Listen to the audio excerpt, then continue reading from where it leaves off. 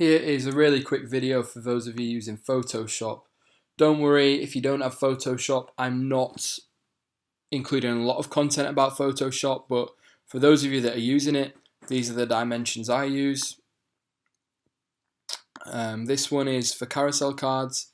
It is 600 pixels by 600 pixels, 300 resolution, and this one is really good for big bold images for page post engagement ads. It's 1200 width by 1800 pixels height, again 300 resolution.